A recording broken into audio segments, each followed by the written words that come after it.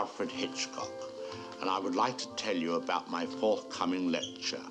It is about the birds and their age-long relationship with man. It will be seen in theatres like this across the country.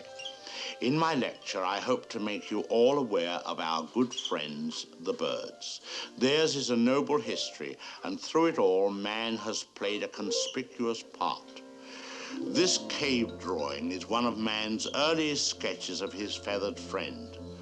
One can see at once the loving care with which the artist depicted his subject.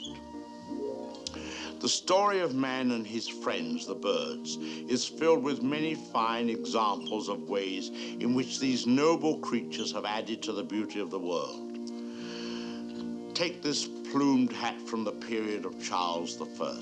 How proud the birds must have been to have their feathers plucked out to brighten man's drab life. Here we have a later model, a refinement of the first. Here man, or rather woman, thought enough of the birds to have an entire one as a decoration. It's quite dead, of course. Naturally, the egg plays a very prominent part in my lecture. Not a word about which came first, however. I don't believe in dealing with controversial matters. Thousands of years ago, man was satisfied merely to steal an egg from a nest and use it for food.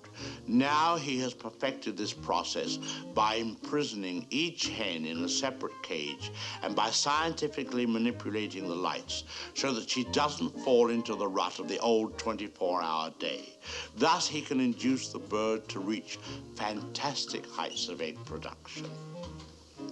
Originally, there were many varieties of birds on Earth. Some have become extinct.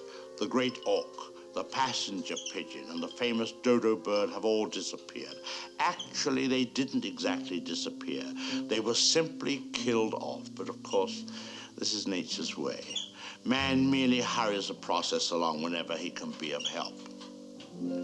Man and birds have been responsible for a great many advances in our civilization. For example, the bird was the inspiration for the invention of gunpowder, and it was his speed that brought about the development of the shotgun.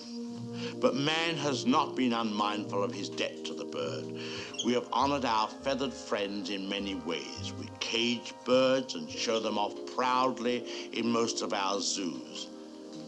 And the turkey is traditionally our guest of honor at Thanksgiving. I suspect you never realized that if it weren't for birds, even some of our pastimes would suffer noticeably. Duck hunting, for example. Granted, bagging a fellow hunter can be diverting, but the supply is rather limited. I hope you don't mind if I have something to eat, but I'm rushed today. Planning the lecture has been most educational for me. I've begun to feel very close to the birds and have developed a real sympathy for our little... What was I saying? Oh, yes, I've come to feel very close to the birds and have come to realize how they feel when... I don't think I'll eat just now. Hardly proper with all of you here.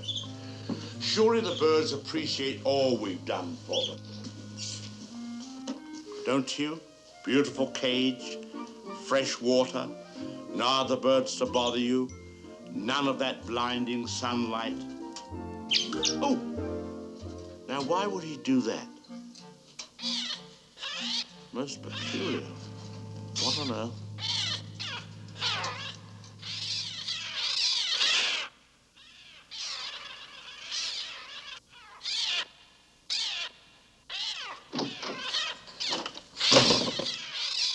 They're coming! They're coming!